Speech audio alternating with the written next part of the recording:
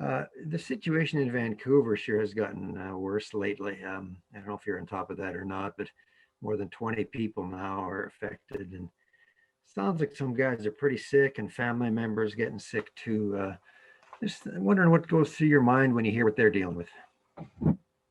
Well, first and foremost, we're worried about their safety, their health and wellness, and we hope they all make full recoveries. I think, that's the thing at the forefront. Hockey's second.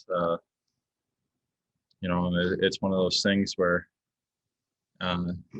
we were all hopeful and tried to do our best to limit the possibility of this becoming a thing, or this running through a team like this. But obviously it was a risk, and seeing how contagious the virus is, and things like that, we're just hoping that they're near the end of the positive tests, and everyone that's kind of contracted the virus and their family members and things like that, they make full recovery.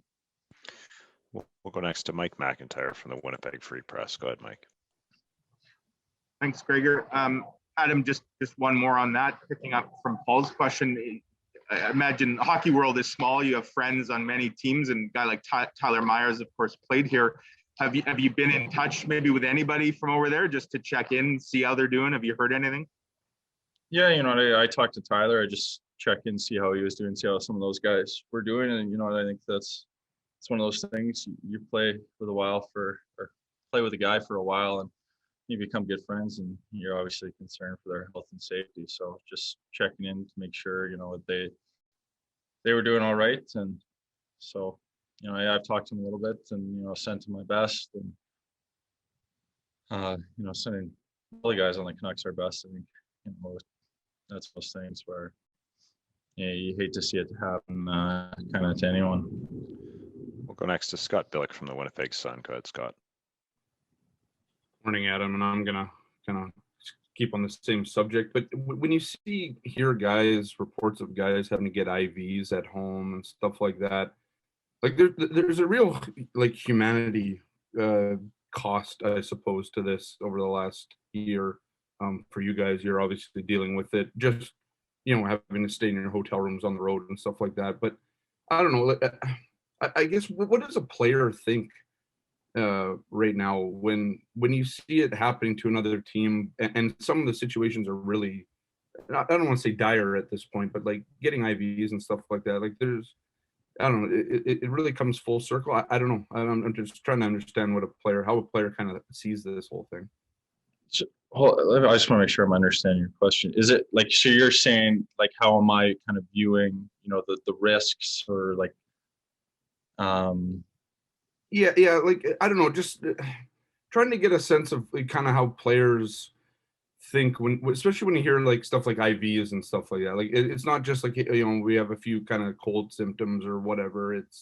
It's like, yeah, guys are getting pretty dehydrated, variants of concern, stuff like that. Yeah, you know what? I think we have so much trust in the medical community, in our training staff, in our team doctors, that, I don't want to say we're invincible, because obviously we're not, but, I think that the care that we're able to have access to on a daily basis, kind of the supplementation guys take to, the shape they're in, to give themselves the best possible chance, to fight something like this. I think, that's one of the things you think about. And then obviously you hear these fit people are getting fairly sick, but, I think we're all very thankful for kind of, our team trainers, our team doctors, and, the things that they're able to provide us with, to kind of overcome some of these obstacles. So, it certainly is one of those things that puts things into perspective, that you might feel that you're at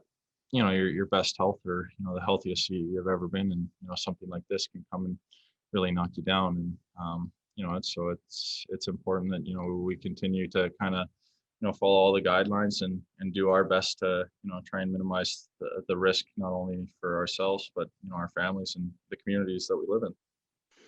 We'll go next to Ken Weeb from Sportsnet. Go ahead, Weaver.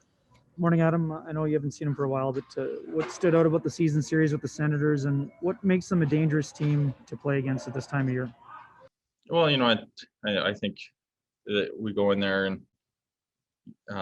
early in the season we play them 3 games, and I think early on you could tell they were a bit of a young team that get up by a couple goals, you don't necessarily break them, but mentally they kind of dig themselves a bit of a hole, and you're able to kind of start implementing your style of game, and then they come in here for the next 2, and I don't want to say they were a different team, but they were a team that they work extremely hard. They play with a lot of speed, and they were able to take one from us. That it was a tight checking game. There wasn't a ton of room. They seemed to kind of continually get better, and just watching them on TV, they beat the Canadians last night. They've seemed to have just been really building this year. Their young guys are starting to play with a lot more confidence. They're starting to contribute, and you're starting to see some growth from those guys. So we expect one of those games where there's going to be a lot of speed up front, and they're playing loose. They're playing not worried about making mistakes, and that makes them a dangerous team. They can create a lot off the rush, off transition. So yeah, we're going to have to be ready for that. And final question to Mike McIntyre from the Free Press. Go ahead, Mike. Adam, I just want to ask a question about the fourth line, Perreault, Thompson, and Lewis. They had that one shift the other night against Toronto. I think it lasted over a minute in the offensive zone. By a count, they had 9 shot attempts. It was just, real domination there. When that line goes out and can have a shift like that, tilt the ice. Your line has done that many times. What does it do, I guess, for the bench and for the confidence of the group to get a contribution like that? Well, I think it's huge. We've been able to roll 4 lines. The minutes they've been getting are important minutes. You see them taking a lot of D zone draws for us, and to kind of change the flow of the game, it's important. Whether Toronto, it kind of had some momentum, and now you throw a line like that out there, and you kind of get the flow back in your favor. Toronto might have to dump it out, and now you're changing and going back the other way. And I think you look back at the Calgary series, and Tomer scores a big goal for us, and ultimately we win that game. So they've had real positive contributions. Matty on the power play, and the other 2 on the PK. So not only 5-on-5, but they're contributing on our special teams, and to see them contributing 5-on-5 is huge for us. I think if you want to do well and you want to have a successful team, you need contributions from all